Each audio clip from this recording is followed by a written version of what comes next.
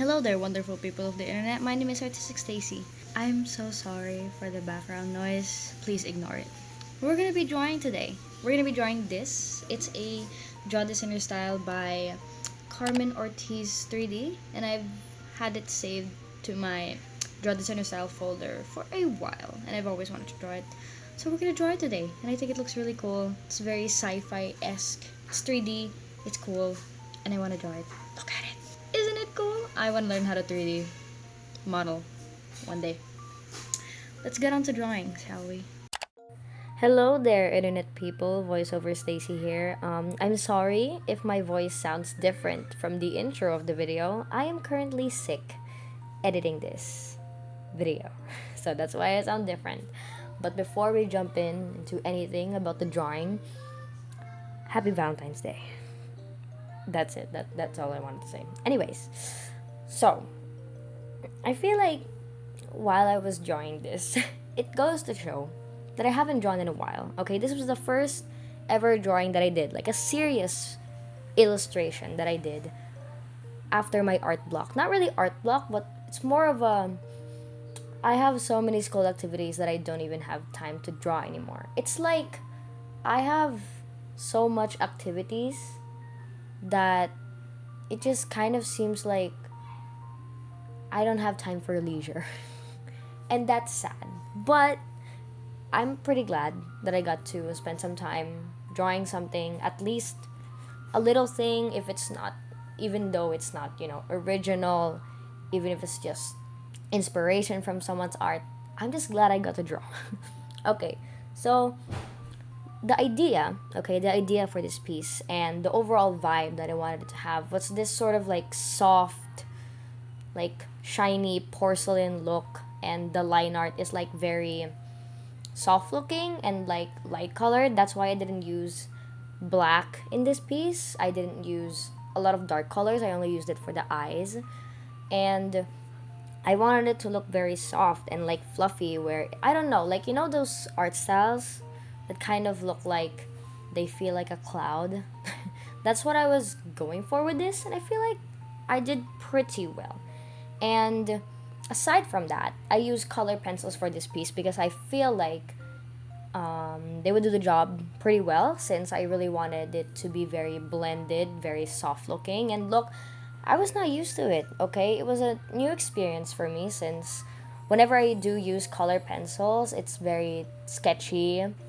If you've seen some of my art on Instagram, some of my watercolor pieces and some of my colored pencil pieces, you can really tell that I'm very sketchy with it. Intentionally, though. Sometimes not intentionally. But I like it. I like that sort of look. And I'm not saying I don't like this look that I did with this art style, but I'm just saying I wasn't used to it, okay? It felt weird blending. Aside from that, one of the things that I feel like I nailed really in this drawing was the purple highlights. You know those like highlights where they reflect a different color? That's what I wanted to achieve with this, and I wanted it to have purple as the reflections, and I feel like I did that pretty well. Like even with the clothes and the armor, I don't know if it's shown in this part of the video already, but in like the sort of shiny armor that this character's clothes has, I feel like I still made it look pretty soft, and I love it. I really, really like that. Personally, okay, I chose this draw this in your style compared to my other draw this in your styles that were saved to my collection because, one, like I mentioned in the video, it's a 3D model.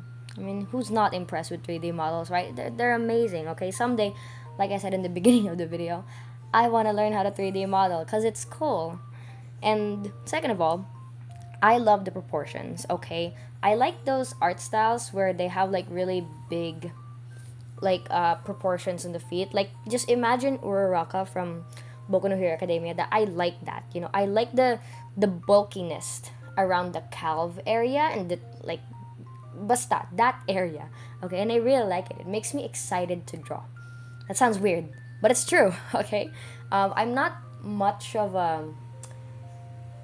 big hands and big legs type of artist, but I did include that here, and I feel like it works pretty well. You know, I like the big, bulky gloves that I put in this character. And as much as possible, I tried to keep the shapes of this piece separate, and I don't want them to be too distracting. Like for example, in the stomach area, because if you look at it right now, in the stomach area, there's a lot of detail there. There's the belt thingy, there's the headphone jack thingy, and you know, it can look really confusing.